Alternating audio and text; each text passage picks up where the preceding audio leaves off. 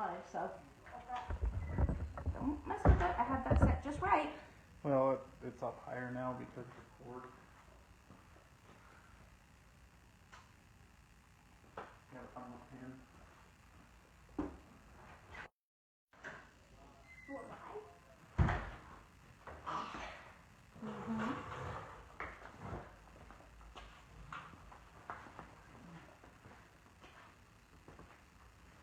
Start. All right, I just picked up your live. Okay.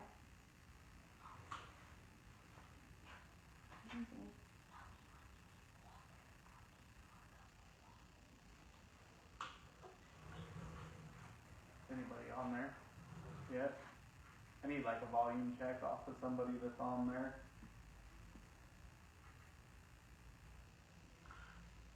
One, me.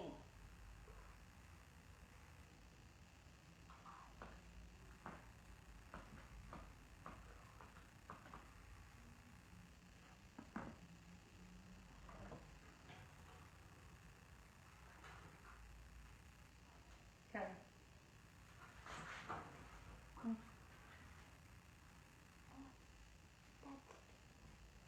I don't have the volume on this, so it doesn't echo.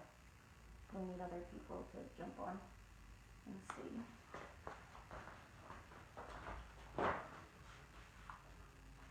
There's 2 people on now. So anybody out there in the chat, I need a volume check. So if you can hear me, say yes in the comments, or Lindy's reading them to me.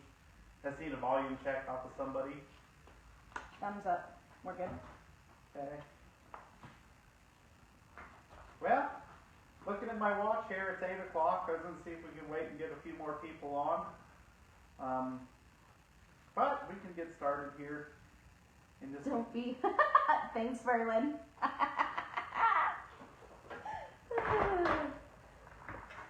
So let's gonna welcome everybody to Spins, Wins, and Racing Sins. Funny story how we came up with the name.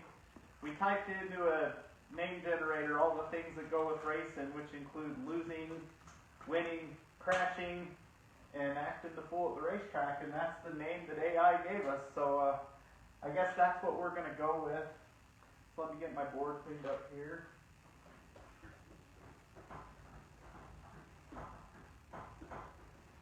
A little disclaimer, I am no good at this, so I'll do my best. If you have any questions, if you can't hear me, if I'm being stupid to say something, I'll try to change. So I got my producer Jordan back there on the laptop with his mom. So let me just introduce myself to the people that are watching and anybody that might watch this later. We're going to put this video on YouTube. I'm Austin Luttmer. I've been involved with race car driver, race car owner for my whole life, practically. And all across all disciplines, from street stocks to sprint cars to shifter karts to quarter midgets. We've kind of done it all. So I'm just here to share some of my experiences with you, some things I know. The reason I'm doing this, racing is very hard. It's no fun when the car isn't good. Hopefully some people can pick up some things along the way to make their car a little better or have more fun or go a little faster. That being said, this isn't advice, it's just my experience. Racing's a game of trends. Trends always change, but these are some of the trends I've seen from super late racing to quarter midget racing, you know. Take it for what it's worth. I'm just sharing things. I'm not a smart guy. I've just been around a lot of smart people and picked up things along the way. This is going to pertain to pavement, circle track racing, mainly. Dirt, we have done some dirt racing, won some championships, dirt racing with AJ, but I found on the dirt, the car setup, as long as it's close, the driver can make up for a lot of that, and the track's always changing, so it is really hard to just nail one setup, because it might be tacky and fast at the start and slow and slick on the bottom at the end, or, you know, who knows. So this is for pavement racing.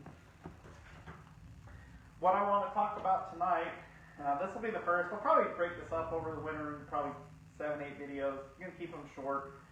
What we're going to talk about tonight is mindset and how I think about racing, some vehicle dynamic stuff, some physics, some big scary words that when you draw them on a whiteboard aren't that scary.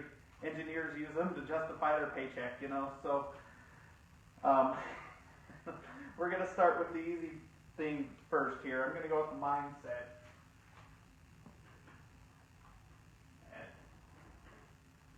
The first thing is our attitude. And I'll just talk briefly about that. The most successful race teams I've ever been around that have been fast, won the most races, they've always been very thorough and serious about what they do, but you have fun at the racetrack. And that goes from racing with Austin Barnes and Ted, who's a perfectionist and builds beautiful race cars, to racing with Ryan Burdett, to working on super lakes with people back in the day, to even what we're doing now with my son. So on the attitude thing, you can do anything you want, but it just seems it's the thorough, serious, but are well adjusted enough with losing and the things that happen racing, because let's face it, once you get out of quarter midgets and go-karts and kid racing, the best drivers win maybe 10-15% of the time. That means you're going to lose a lot more than you ever win. So you got to be well adjusted there. So that's just kind of my attitude. The next thing I'd like to talk about, and this is a big one, is rules. More specifically, interpretation of the rules. There's 3 kinds of people in this game. I'm going to draw a chart here, and you'll know where you land on this chart as soon as I draw it. Okay? So over here we have legal. Over here we have cheater. Right here we have gray area. Okay? The legal side. This is where the tech man hangs out. This is where the people that don't like confrontation hang out. This is where people like my dad that didn't like to work on their stuff all the time hang out. And to be fair, people that live in this area, they win races all the time. I'm not disparaging people, I'm just talking about the kind of people, okay? I just said I'm not disparaging people, I'm about to disparage some people. This is not where you want to hang out. The only people that hang out on the cheater side have never won a damn thing because they aren't smart enough to win the right way, so it don't count. So if you're over here, sorry, but get smarter. This is where I like to live, the gray area. I'll never go to this side, especially with my kid. It's not worth it. And when I say gray area, I mean you should read your rule book, you should read every rule, and you should think about how you can do a little better than their rule says without cheating. Example, the rule book says 8 inches offset in your race car.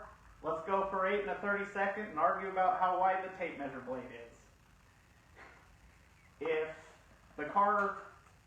the rule book says 60% left side weight, it's 60 and maybe 60 bounce into that one thing and lean over a little bit.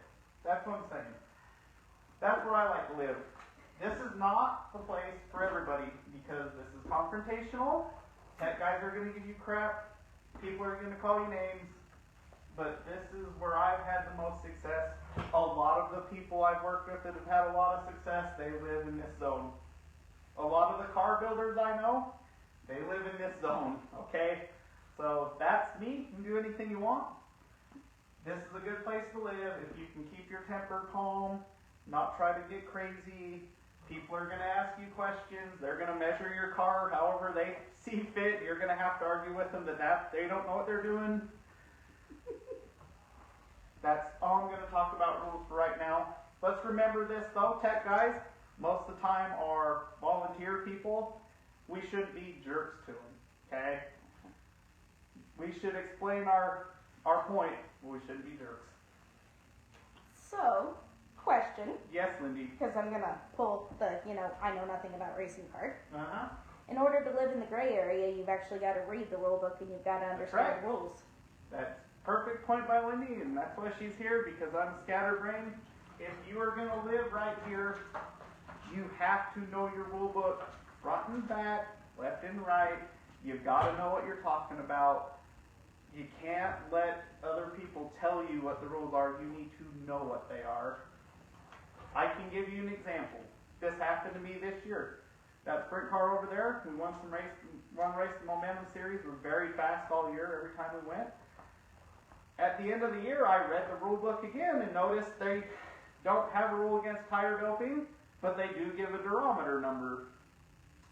I don't know, but I would assume that other people were taking advantage of that. I didn't, because I didn't read the rules good enough to see that. So you need to know your rule book, okay? Alright, so that's all we're going to talk about. So Verlin asked one question that I'm not going to put on here. Okay. And then there's another question by him and I don't know what this is, so maybe you do, and if it's an inside joke, I apologize to the rest of you. How about YP and down? Maybe it's supposed to be up, down. Up and down. How about up and down? Don't know. Don't know what. Verlin, we need more. We need more than that, buddy. So, the next thing on our mindset, I need to rewrite that. There's been a few other things too, they're not questions. Okay. Do you want me to read those as they come in or no? Let's have before we start on that, Lindy's going to read me some of the comments. One of the ones that came in was from Don Buckley. He said, "You're doing great, my friend." Thanks, Don. Then we've got another one from Dale, and he said, "Man, if I paid this much attention in school, I'd probably be a doctor." Me too. I just work in a dirty old welding shop. I picked it up too late, bud. And then we've got one from Brian, or a couple from Brian Neer. "Austin, I love what you're doing. Thou art the man. Bro, your dad and my dad are super proud of you." And then Verlin just kicked in with the rule needs to, for the rules, you need to know them up and down also. Yes, you do. You need them up, down, sideways, left, and right. You need to know that rule book. In order to be able to have an intelligent conversation, you have to be articulate and have an understanding of what you're conversing about. If you live in that zone, you're going to have to explain to people why you're in there. And if you don't know what you're talking about, you're an idiot. And they're not going to listen to you. So, know your rule book, folks. Next thing on mindset, after we know our rules, we know what we're racing, we're going to come up with a plan. I think everybody knows how to make a plan. I'm going to talk about some stuff here in a minute that's going to help over the winter. You can upgrade your car, or maybe you're building a car, or maybe you just want to think about things a little different. Things we can change. Once we make a plan, we execute that plan. And when I say execute, in my world, I do everything on my race car, not in my real life. Like anybody knows me knows I'm out of hand in my real life, but on my race car, it's perfect. If I mess it up by 30 thou, I build a new one. Even like a stupid body panel, I don't just hang it different, I throw it away. When I say execute, I mean execute to the very best of your ability. That might mean something else to somebody else, but I'm just sharing my thing. And our final thing would be refine. And this is kind of more what we're doing right now. We've executed our plan last year. We built a race car. It was very fast. We had some success, but we did chase some issues that I think I can make better. Refining the plan would mean hopefully we're faster next year. So that's kind of what I want to talk about. So I'm going to throw a curveball in here. Oh, don't do that. I am. Okay.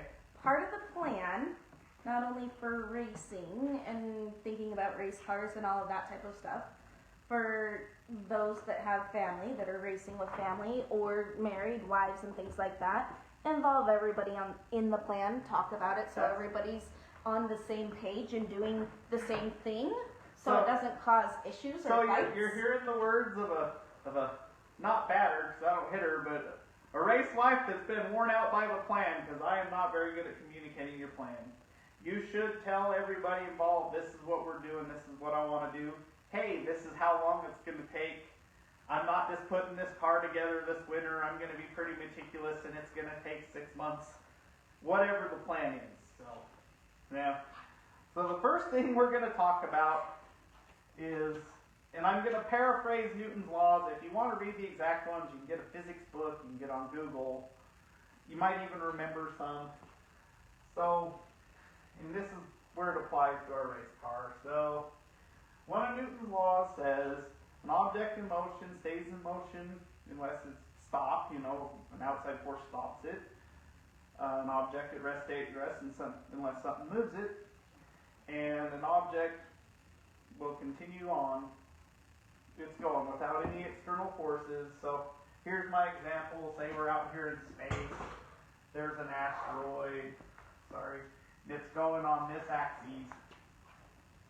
Without a gravitational push, a rocket push, something hitting it, because there's no wind drag in space, there's no gravity, this asteroid will carry on in perpetuity on this plane. Okay? Why does that matter? Our race cars want to do the same thing. So I'm going to draw a terrible race car. I'm just going to make a square, front axle, rear axle. Square tires. If you run American racers, they really are square. No disrespect. Okay, so our race car, if it's traveling in a straight line, it wants to carry on. Well, that's not the way. I need to draw it this way. It wants to carry on this direction until we turn the tires, and it wants to keep rolling the same speed until aerodynamic drag and friction on the tires and the brakes and everything make it want to slow down. So we're fighting those forces. This car wants to just keep doing its thing. When we turn the wheels and make a turn, the air is going to slow down, friction, gravity, all the things that we have in play on planet Earth. Is everybody with me so far? Yeah. There's about a 5-second delay, so. Thank you, second year engineering student AJ. Yeah. He's completed 3 years. Give him credit. Okay. Don't forget the future one. Okay. So, what I want to talk about first is center of gravity. Also, in your racing stuff, it's usually referred to as the CG. Okay? I'm going to draw a car here. My hypothetical car is going to be a perfectly symmetrical car, which don't exist, but for this purpose, I'm going to draw a car that has 50% front weight, 50% rear weight, 50% right weight, 50% left weight. I'm going to draw this out to illustrate my point. So here's our car again. This is the front, that's the right, that's the left, that's the rear. Here's our terrible square tires again.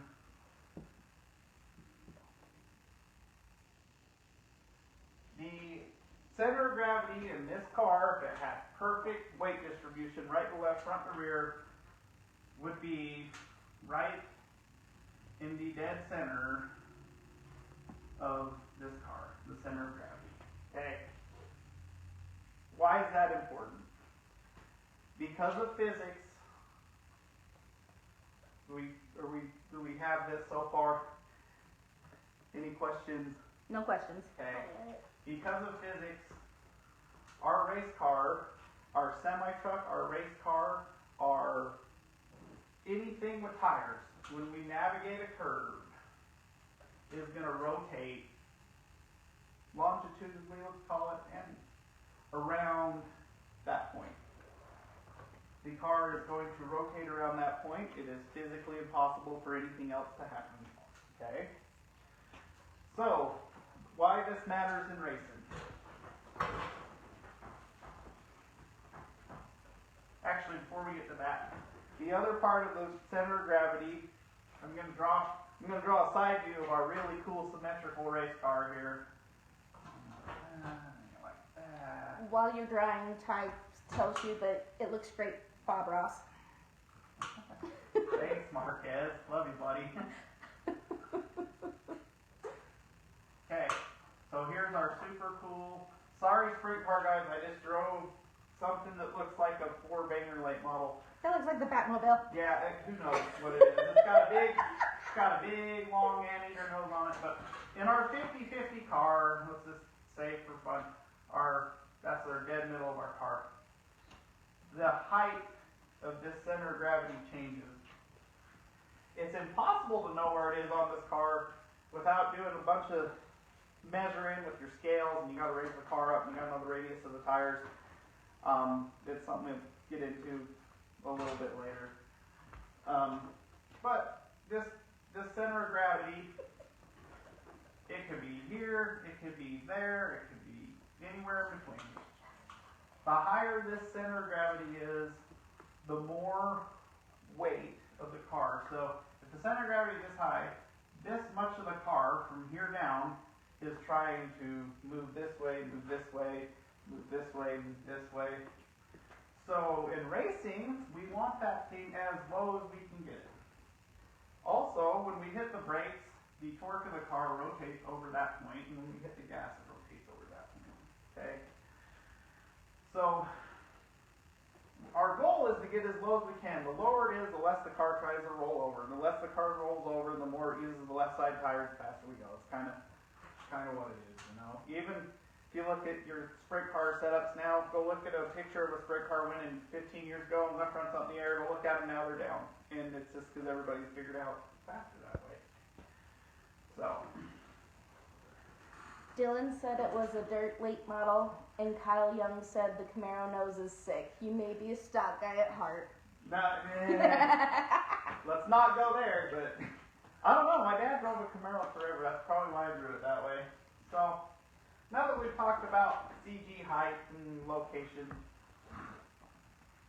we're going to draw more of what a circle track car is. So this is a top view again. This is our axle. This is front.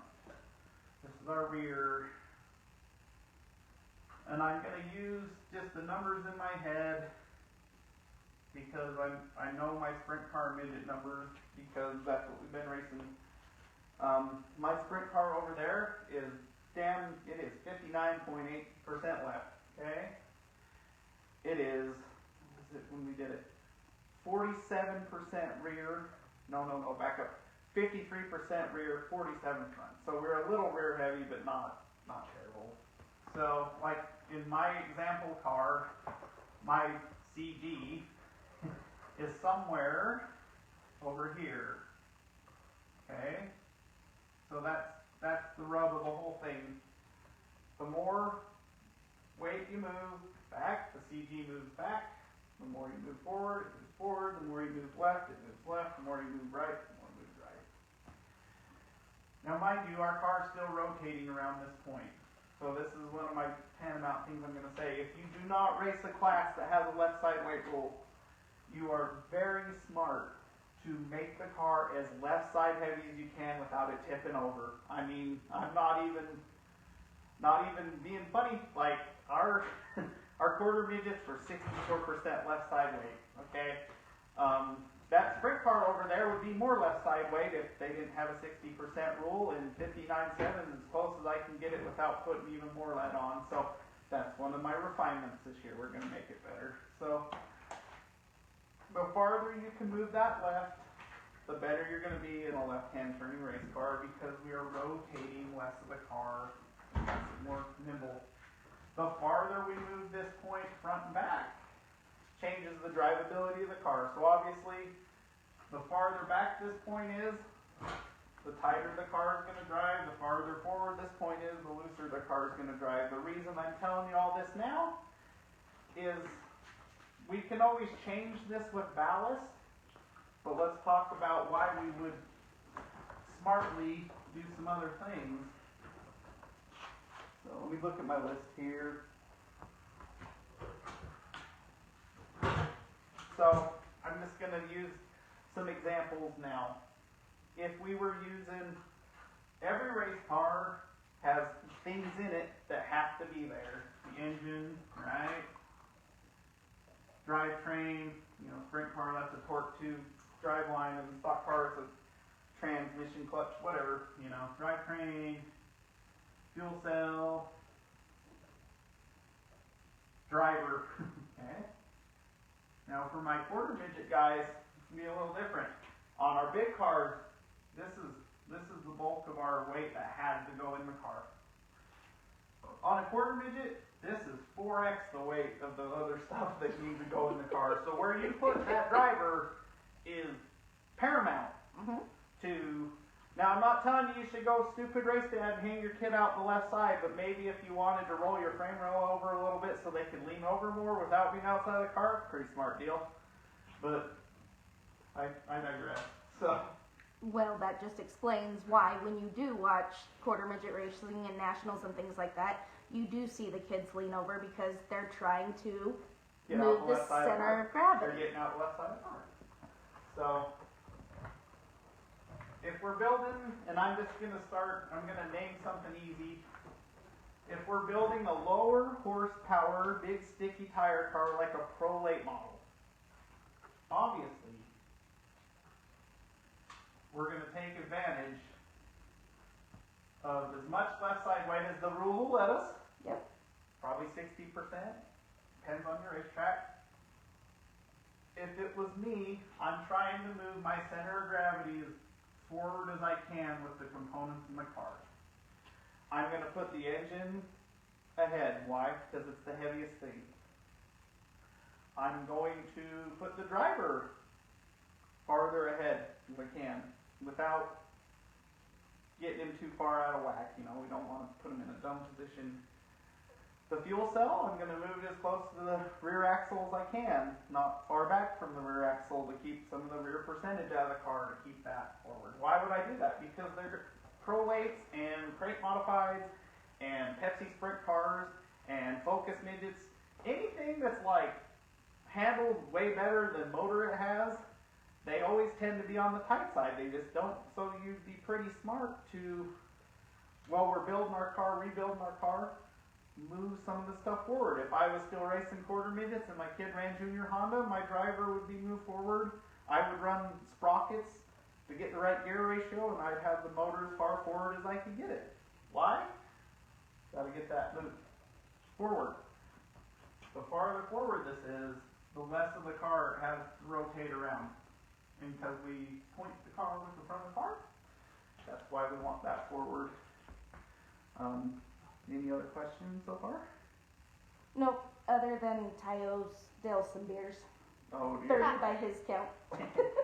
Kyle's spilling beer still. Oh dear. Okay. So that's just kind of an introduction. What I would like to, so the points I would like to make. Weight percentage equals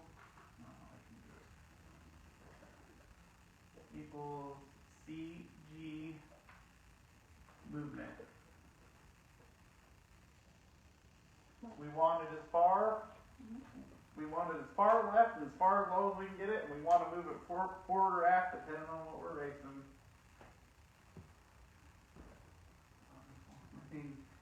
I lost my train of thought. Sorry, give me just 1 second.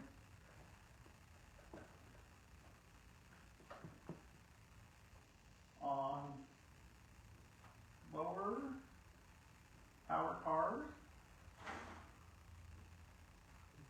more forward CG. Higher power cars,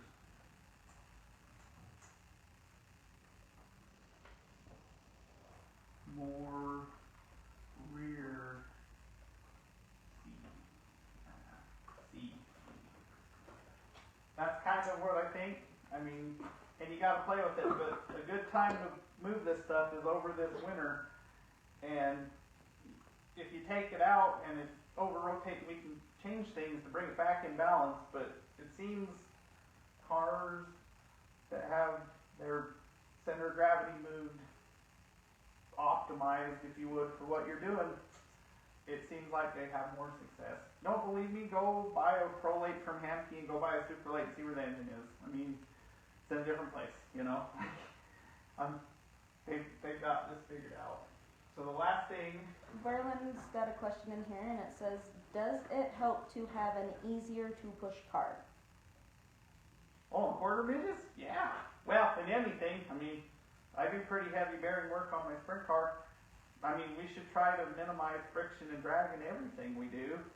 You know, that's what, if you want to get real crazy, you buy micro blue bird cage bearings for your sprint car or whatever. You know, I mean, I try to make everything as good as it can be, and that doesn't mean I spend $1 billion. I try to make the parts I have as good as they can be. So the last thing I want to talk about, and I'm going to stop rambling so you guys can kind of just think about what I've said. There's a big scary phrase out there. They call it the polar moment of inertia. I'm just going to go back to drawing our 50% car for demonstration purposes.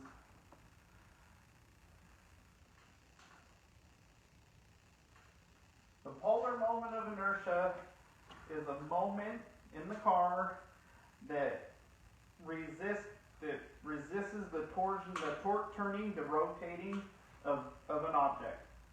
So if our center of gravity is right here,